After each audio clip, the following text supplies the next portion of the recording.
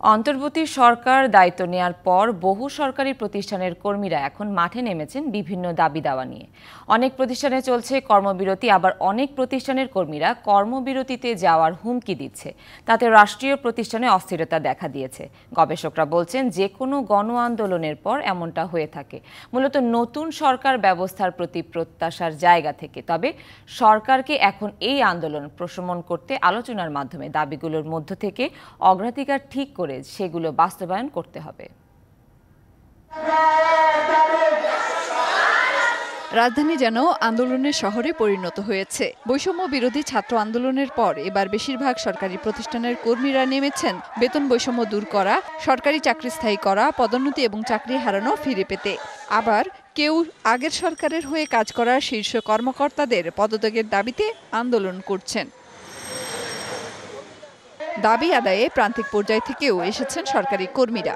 তাতে অনেক সরকারি প্রতিষ্ঠানে কর্মবিরতি চলছে। চুক্তিভিত্তিক নিয়োগে দীর্ঘদিন ধরে কাজ করা কর্মীরা চাইছেন স্থায়ীকরণ। এসএসসির মেয়াদটা একই কাজ, একই পদবি, এটা রেখে তারা বারবার প্রকল্প চেঞ্জ করে এবং প্রকল্পের মেয়াদ বৃদ্ধি করে করে আমাদের ২৪ বছর থেকে বৈষম্যের শিকার করে আসছে। আমরা সবাই কর্মবিরতিতে আছি। আপনারা জানেন যে আমাদের কর্মবিরতির ফলে আজকে মাউসের ইএমআই সার্ভার আমরা কাজ করছি না, যার জন্য কিন্তু ইএমআই সার্ভার অচল হয়ে গেছে। তার মানে কি, সামনের মাসে ৫.৫ লক্ষ শিক্ষকের এমপিও কিন্তু ছাড় হবে না। তার মানে আপনাদের সরকার হয়তো যখন প্রধান উপদেষ্টা এখনো জানে না যে আমাদের গুরুত্বটা কি। আমরা মাধ্যমিক সেক্টর যদি না থাকি, মাধ্যমিক সেক্টর পুরো অচল হয়ে যাবে। আবার অনেক প্রতিষ্ঠানের কর্মীরা বেতন বাড়ানোর দাবিতে রাস্তায় শুয়ে পড়েন, অচল করে রাখেন সচিবালয়ের সামনের রাস্তা। নতুন সরকারের কাছে প্রত্যাশা তাদের বেতন যৌক্তিক পর্যায়ে নিয়ে যাওয়া হবে। আমরা যে ৬,৫০০ টাকা বেতন পাই, আমরা যে বৈষম্যের শিকার, এর থেকে পরিত্রাণের জন্যই আমাদের এই রাজপথ আজকের। এখন আমরা এই রাজপথে থাকবো, ততক্ষণ পর্যন্ত থাকবো যতক্ষণ পর্যন্ত আমাদের দাবি মেনে না নেওয়া হবে। এর মধ্যে কারো কারো দাবি মানার আসে প্রতিশ্রুতি। আমরা বলছি কখন আমরা মাঠে ফিরতে পারি, কখন আমরা আমাদের এই অপিটা পাস হবে। উনি বলছে অক্টোবরের 15 তারিখে হতে পারে, আরো 10 দিন লাগতেও পারে। সেটা বলে আমাদেরকে আশ্বস্ত করেছেন।